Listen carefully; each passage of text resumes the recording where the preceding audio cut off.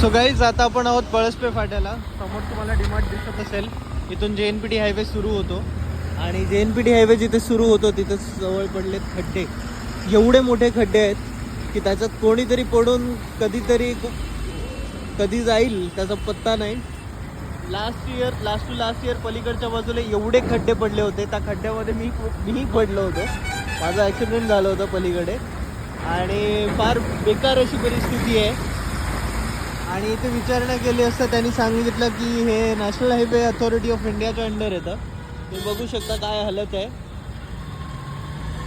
National highway authority of India, Panvel महानगरपालिका आणि सार्वजनिक बांधकाम विभाग यांनी याची जेवढा लवकर होईल तेवढा लवकर दखल घेऊन योग्य ती कारवाई करावी. तिकडे पोलीस आहेत. पोलीस ट्रॅफिक सोडवण्यात मदत करत आहेत. पण ते तरी काय करणार आहे खड्ड्यांच्या पुढे.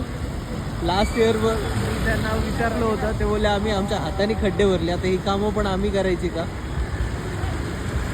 त्यांनी जेवढं होते तेवढं ते करतात आणि बाकी अथॉरिटीज झोपलेल्या दिसतात.